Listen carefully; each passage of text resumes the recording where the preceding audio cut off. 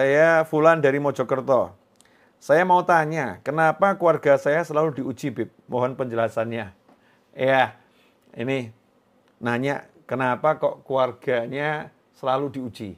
Nah, sebelum saya jawab pertanyaan ini, maka bagi Anda yang ingin ikut andil untuk perjuangan kami di Majelis Ar-Raudhah, bisa transfer langsung ke nomor rekening yang tertera di layar monitor.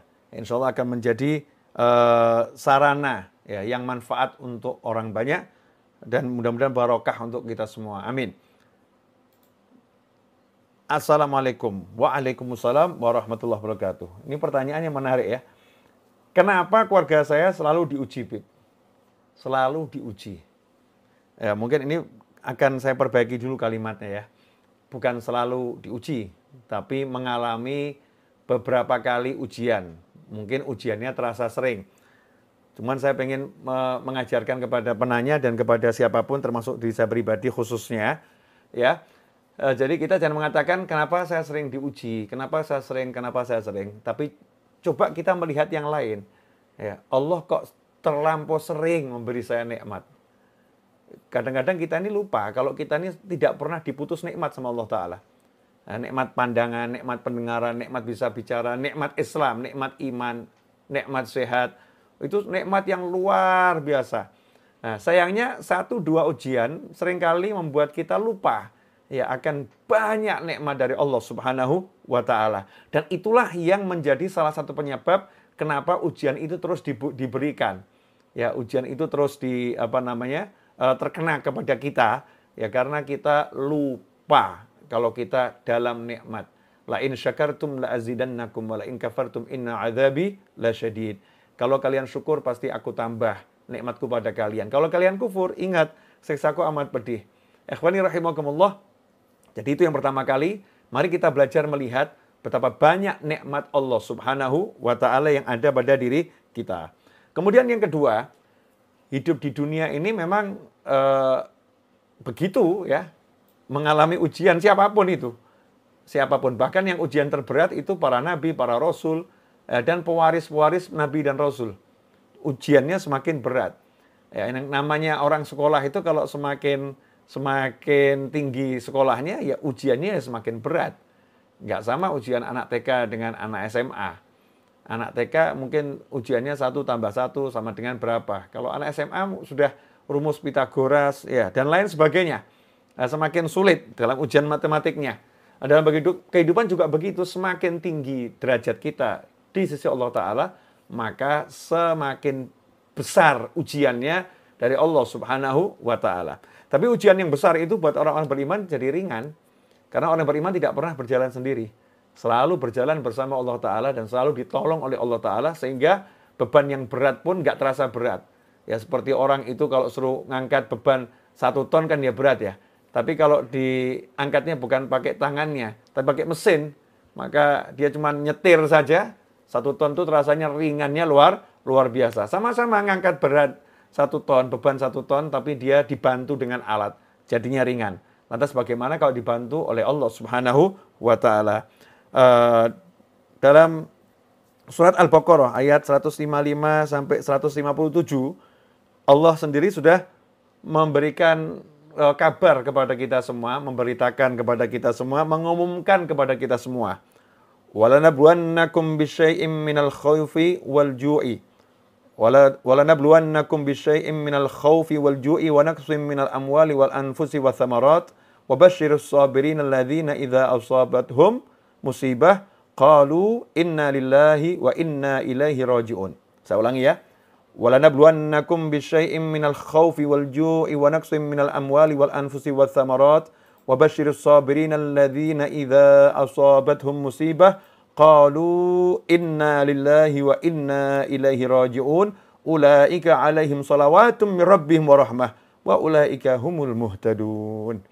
Kata Allah Ta'ala, dan sungguh kami pasti akan menguji kalian dengan sedikit rasa takut, kemudian sedikit kelaparan, ya, wa naqsim minal amwali wal anfusi wa thamarat, dan juga nanti akan berkurangnya harta, berkurangnya jiwa, dan berkurangnya buah-buahan.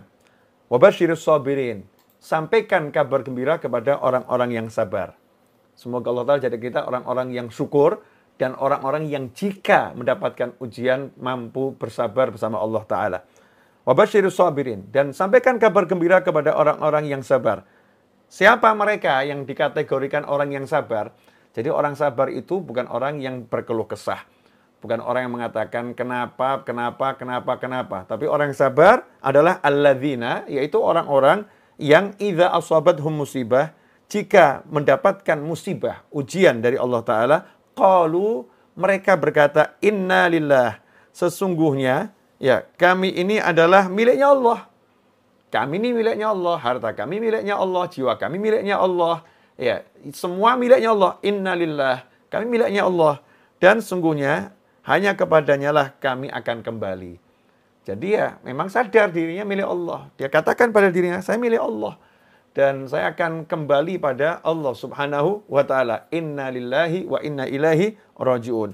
Siapa yang mengembalikan setiap kali ada musibah, dia sadari memang itu bukan miliknya. Ketika hartanya terenggut, ya, jiwanya terenggut, hartanya terambil, atau tersita, atau hilang, dia sadar itu bukan miliknya. Itu miliknya Allah Ta'ala. Ya, nggak ada yang berkurang sebetulnya dalam dirinya. Nggak ada yang berkurang. Nggak ada yang habis sebetulnya. Karena itu miliknya Allah, bukan miliknya. Innalillah, sehingga dia ridho, dia ikhlas. Atas ujian tersebut, dia katakan, kami memang miliknya Allah. Wa inna ilaihi raji'un. Dan hanya kepadanya lah kami kembali. Maka orang-orang yang seperti itu, apa? Janjinya Allah Ta'ala. Ulaika alaihim, kata Allah Ta'ala, mereka itulah orang-orang yang memperoleh ampunan dan rahmat dari Allah Ta'ala, dan itulah mereka orang-orang yang mendapatkan petunjuk. Ikhwani rahimakumullah. Jadi sejatinya orang-orang yang dapat ujian, musibah, itu orang yang dicintai Allah Ta'ala. Ya, orang yang dicintai Allah Ta'ala. Karena dengan ujian itu dia mendapatkan rahmat dan ampunannya Allah Subhanahu wa Ta'ala. Dalam hadis yang diriwayatkan Imam Bukhari dan Muslim dari Sayyidina Abi Sa'id Al-Khudri radhiyallahu anhu dan Abi Hurairah radhiyallahu anhu, dari Rasulullah SAW, beliau bersabda, Rasul bersabda, ma yusibul mu'mina min nasabin wala wasabin wala hammin wala hazanin wala adhan wala ghammin hatta syaukah yushakuha illa kafrallahu biha min khotoyah. Rawal Bukhari wa Muslim. Ya, tidak ada satupun musibah yang terjadi pada diri Muslim, ya. Baik itu ada harta yang hilang, ataupun dia mengalami kesedihan, mengalami rasa suntuk, ya, sumpek, atau dia mengalami gangguan, bahkan sampai-sampai kalau dia terkena duri yang kecil, semua ujian tadi itu menjadi kafarallahu biha min khotoyah, penghapus dosa-dosanya. Ya, penghapus dosa-dosanya. Nah, sehingga nikmat sebetulnya, bahwa kita ini sadar banyak dosa kok. Kita banyak dosa dan kita ini kurang sempat minta ampun, lupa istighfar. Kemudian Allah yang berkehendak agar dosa kita habis, agar kita kembali kepadanya dalam keadaan suci dari dosa, pangkat yang tinggi.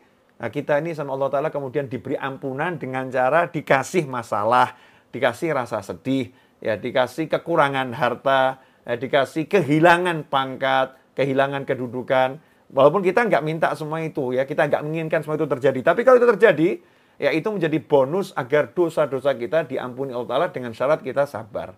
Ya, sabar itu memang sesuatu yang nggak enak, ya, kita tahan, ya. Rasa nggak enak itu tidak kita keluh kesahkan, kita kemudian tetap istiqomah menjalankan ibadah. Ya, itu yang namanya sabar. Yang seperti itu justru menjadi jalan untuk diampuni dosa-dosa kita oleh Allah Subhanahu wa Ta'ala.